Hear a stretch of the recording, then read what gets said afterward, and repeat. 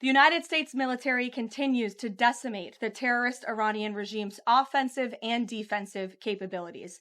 Just over 3 weeks in, it's abundantly clear that Operation Epic Fury has been a resounding military triumph.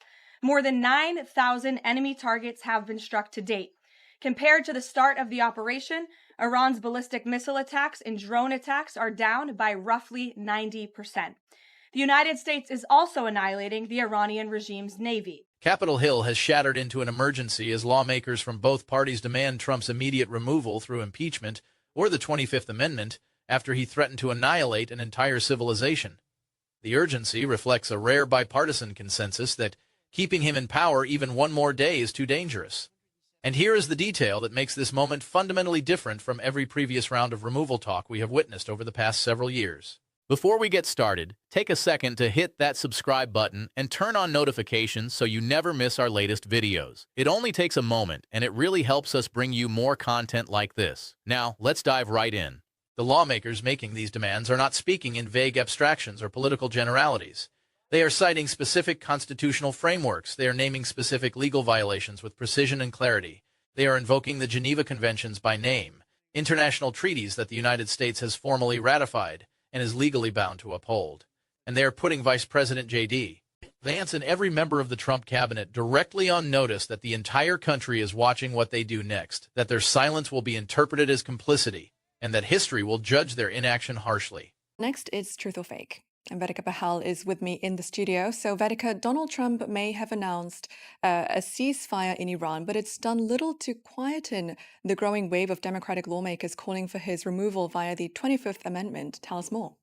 Yes, Jenny, it's true that scores of Democrats have been raising the alarm about Donald Trump's mental stability and have been calling for his removal, saying that he is unfit to serve. And this is after he used genocidal language at Iran on Tuesday, where he posted, "A whole civilization will die tonight." This is not background noise. This is not the usual Tuesday in Washington, where someone says something outrageous and everyone moves on by Thursday. This is a constitutional emergency playing out in real time, with senior senators invoking specific treaty frameworks and demanding specific procedural actions on a compressed emergency timeline. The wheels of government are supposed to move slowly, deliberately, with careful consideration and multiple layers of review. But right now, those wheels are being forced to spin faster than they ever have before because the threat is immediate. The danger is undeniable, and the president's own words have created a situation that cannot be ignored or explained away. It all started with a single post. One post on Truth Social from Donald Trump that used words so extreme, so legally consequential, and so potentially catastrophic that members of Congress who have spent entire careers managing the gap between political frustration and legal action suddenly decided that the gap had finally closed. Sunday post where he told Iran to open the strait or that they will be living in hell. And this tentative ceasefire agreement hasn't done much to quash these calls for removal, because over 80 House Democrats have made social media posts saying that Trump's cabinet should invoke the 25th Amendment to the Constitution, declaring him unfit to serve, or Congress should impeach and convict him, or both. Now, multiple Democratic lawmakers have posted online saying that Trump has continued to decline, that he's not fit to leave, calling him unhinged. They could no longer look away. They could no longer rationalize. They could no longer tell themselves that this was just Trump being Trump. Just another example of his bombastic rhetoric that would blow over without any real consequences. Because this time, the rhetoric crossed a line that has been clearly drawn in international law for decades. And everyone who understands what is at stake knows that crossing that line carries consequences that cannot be undone. We are tracking breaking news right now on the rapidly escalating situation with Iran and the looming deadline that Trump has imposed. This morning, President Trump ramped up threats to launch a massive attack if Iran cannot forge a deal to open the Strait of Hormuz by the deadline he personally set. The president on social media minutes ago said, and I'm quoting directly, "A whole civilization will die tonight, never to be brought back again. I do not want that to happen, but it probably will." End quote. Those are the actual words of the President of the United States. A whole civilization will die tonight. Ocasio-Cortez's post, where she says that this 2-week ceasefire, in fact, changes nothing. She said, "We have gone, all these incidents and plenty more have clearly driven the US past the threshold for impeachment or invocation of the 25th Amendment." Similarly, House Representative Yasmin Ansari, who is the only Iranian American Democrat in Congress. She said that she was momentarily relieved by this ceasefire announcement, but it hasn't really changed the fact that Trump made such an extreme threat of genocide and war crimes. I'm on hot of the permanent public record of the American presidency. Iran's leaders responded to Trump's other threats overnight with defiance, saying if more attacks are carried out, the United States will be blocked from getting oil and gas for years. Iran's president says more than 14 million Iranians have declared their readiness to give their lives to defend their country. It's escalating on both sides, and the American president is leading the charge with language that sounds less like diplomacy and more like a threat of mass destruction. Now, before we go any further into the details of what is happening in Congress right now and why lawmakers are reacting with such urgency, I want to anchor this to the specific thing that set it off, because the specific language of what Trump said matters enormously. His assassination attempt, because he believes God chose Trump to lead the country. Now, Tucker Carlson has called Trump the Antichrist. And according to the Wall Street Journal, he told US officials and communicated to them, urging Trump to resist any attempt to launch attacks that would kill Iranian civilians. So we can certainly see a divide forming there between former Trump allies and the Democrats, of course, and the Republican Party. All of these calls for his removal. And is the direct reason the constitutional and legal reaction has been as immediate, as specific, and as serious as it has been. You cannot understand why members of Congress are invoking the Geneva Conventions without understanding exactly what was said that made those invocations appropriate rather than theatrical. You cannot grasp the depth of the constitutional crisis without seeing the words that triggered it. Trump posted a warning to Iran on Truth Social, saying that a whole civilization could be wiped out if Iran did not reach a deal by the deadline he had personally imposed. A whole civilization. Those are not the words of a diplomat. They are not the words of someone managing a tense foreign policy situation with calculated strategic ambiguity. They are a public declaration by the Commander-in-Chief of the United States military that the annihilation of an entire human civilization is on the table as an American policy option. That is not hyperbole. That is not political rhetoric. That is a specific threat of mass civilian destruction made by the most powerful person on earth. And when Representative Ro Khanna stood up and called that statement a blatant violation of the Constitution and the Geneva Conventions, he was not being dramatic. He was not reaching for political rhetoric to generate headlines. He was making a specific legal argument grounded in international humanitarian law that the United States has formally ratified and is legally bound to enforce. The Geneva Conventions prohibit threats of mass violence against civilian populations. They were written specifically to prevent exactly this kind of statement from being made by national leaders. A president publicly threatening to wipe out a whole civilization is not a gray area under that framework. It is the kind of statement that the laws of war were specifically designed to prohibit leaders from making in their official capacity.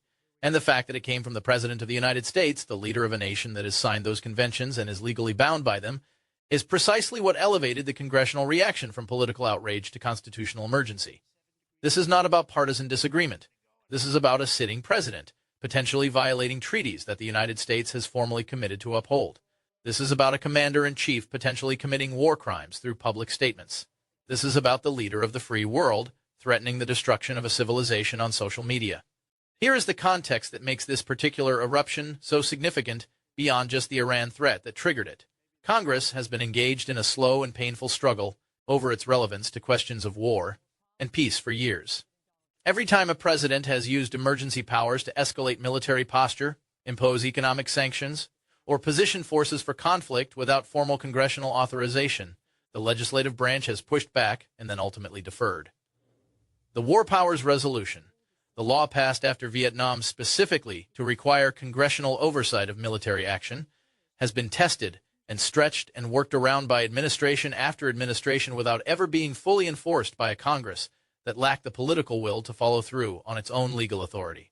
And what Trump's civilization threat represents to the members of Congress who are now demanding an emergency session is not just one more escalation in a long series of executive overreach. It is the moment where the rhetoric has become so extreme, so legally specific in its apparent violation, and so potentially catastrophic in its implications that the members who have been deferring and tolerating and watching from the sidelines are finally saying, "We have run out of road. This is a line. And if we do not act on it, we are complicit in whatever comes next." That is the emotional and constitutional reality driving the emergency session demand, and it is not going away quietly. So, here is what this video is going to walk through, and I want to be clear about each piece of it before we get into the detail, because each element of this story connects to the others in ways that the coverage of any single piece tends to miss.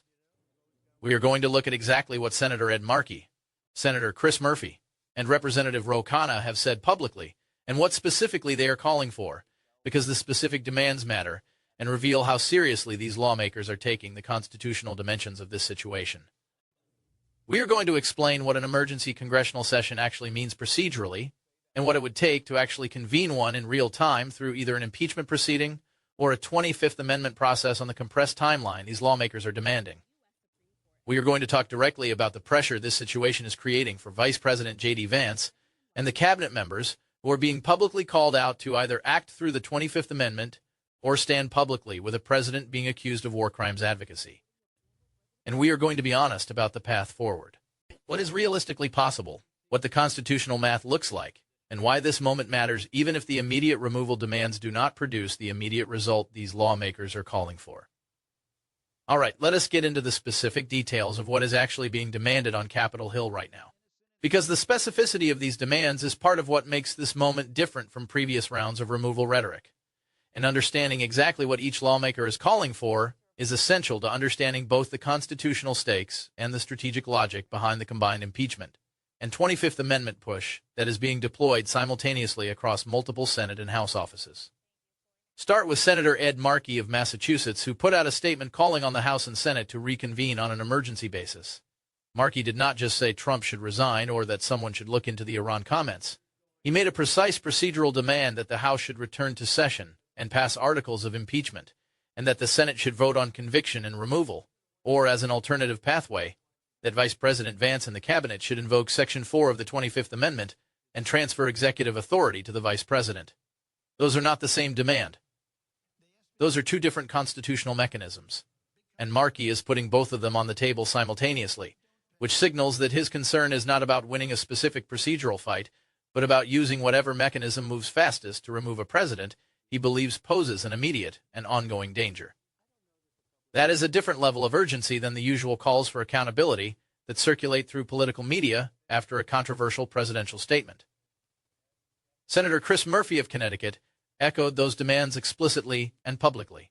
The fact that both Murphy and Markey, two of the most senior, most institutionally credible, and most substantively respected Democratic voices on foreign policy and national security questions in the Senate, are publicly and specifically aligned on the emergency removal demand sends a signal that the members of Congress who actually track these issues most closely are reading the specific situation Trump's civilization threat has created as genuinely serious. These are not members who routinely engage in dramatic removal talk for political effect. They are members who have spent careers working on exactly the kinds of foreign policy and war powers questions that Trump's civilization threat implicates. When they say the situation requires emergency action, the people who track these issues most closely are taking that assessment seriously in a way they might not if the same demand came from a more politically theatrical source. And then there is Representative Ro Khanna, whose statement was the most constitutionally specific of all the public demands. Khanna did not just call the Iran comments dangerous or irresponsible. He called them a blatant violation of the Constitution and the Geneva Conventions, and he said Congress must use every option available to remove Trump from office. The Geneva Convention's framing is the key detail, by invoking those specific international legal commitments the United States has formally made and is legally bound by. Khanna is arguing that this is not a political dispute about foreign policy preferences. It is a legal violation. And legal violations at this level, violations of the laws of war by a commander-in-chief, fall squarely within the category of high crimes and misdemeanors that the impeachment power was designed to address. That legal argument is why the word emergency is the right word for what is happening on Capitol Hill right now. Now, let us talk about the 25th Amendment dimension of this, because the specific pressure being applied to Vice President Vance and the Cabinet through these public demands is more than rhetorical. It is a calculated strategic choice designed to put specific individuals on the record in a way that creates political consequences regardless of whether they act. Section 4 of the 25th Amendment gives the Vice President and a majority of the Cabinet the constitutional authority to declare the President unable to discharge his duties and immediately transfer executive authority to the Vice President without any congressional vote required at that initial stage. The President can contest that declaration, and then Congress has to vote on it with a two-thirds threshold in both chambers to keep the Vice President in charge. But the initial transfer can happen immediately with the signatures of the Vice President and a Cabinet majority.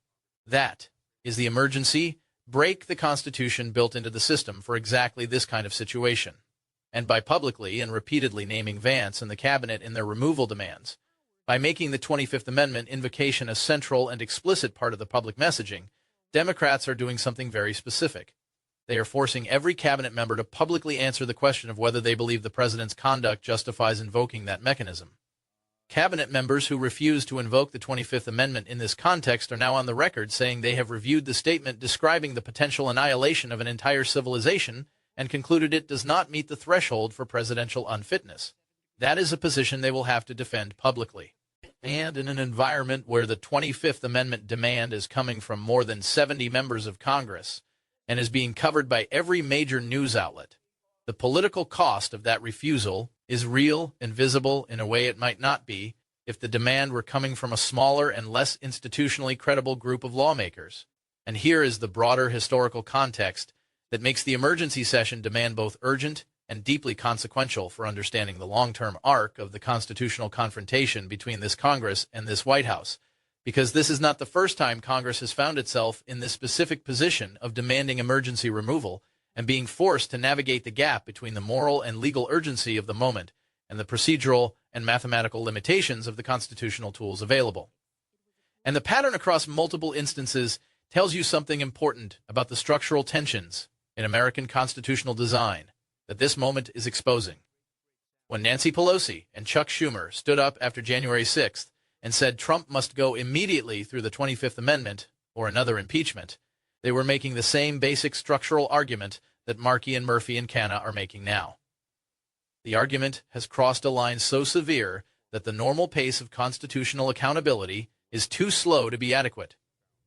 The argument that waiting for investigations, hearings, committee processes, and floor votes to work their way through the legislative calendar creates an unacceptable window of continued danger, and the argument that Congress has an affirmative moral and constitutional obligation to act faster than its normal procedures allow when the situation demands it. What happened in 2021 was that impeachment proceeded through the House. 10 Republicans voted yes, and 57 senators voted to convict, which was more than any previous impeachment trial, but still short of the two-thirds threshold. The 25th Amendment was not invoked because Pence declined to lead that process, and Trump served out the remaining days of his term. Now it is the present moment, and the same essential dynamic is presenting itself again. A president making statements that a significant number of lawmakers believe cross constitutional lines. A demand for emergency action. Two constitutional pathways on the table simultaneously. And the question of whether the people who have the actual constitutional authority to act, the cabinet, the vice president, are going to exercise it. The answer to that question in the previous instance was no. The answer to that question now is not yet known. And the emergency session demand is specifically designed to make that answer as visible and as politically costly to deliver as possible. So, let us break it down into the key components that define this constitutional moment and its implications for the future of American governance. The first component to understand is that the emergency session demand is a real constitutional moment, not just political theater, and the specific legal frameworks being invoked by senior Democratic lawmakers give it a seriousness and a staying power that distinguishes it from previous rounds of removal rhetoric.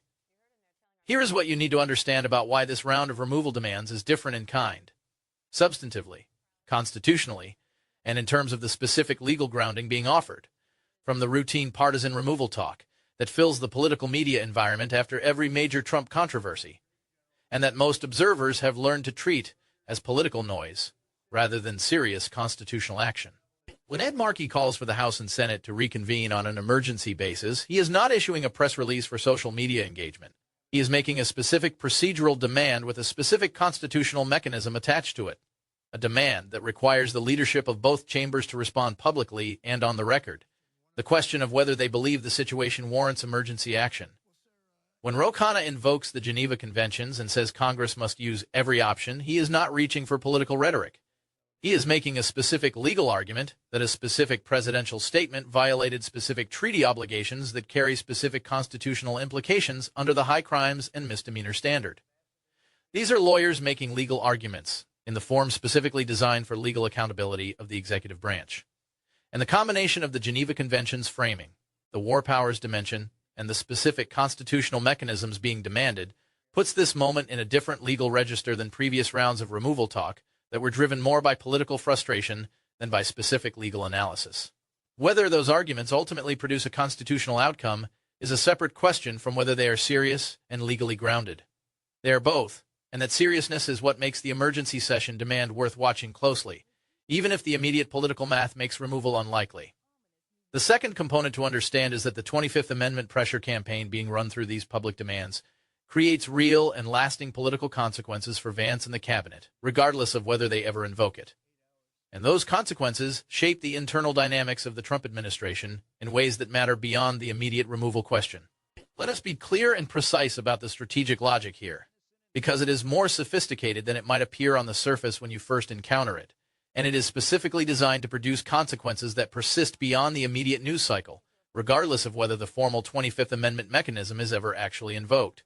When more than 70 members of Congress publicly demand that the Vice President and Cabinet invoke the 25th Amendment and name them by their constitutional roles, when senators with foreign policy credibility say publicly that the President's statement about wiping out a civilization warrants a declaration of unfitness, they are creating a political record, a permanent, documented, publicly attributed record of the specific question being put to those officials and the specific context in which it was asked.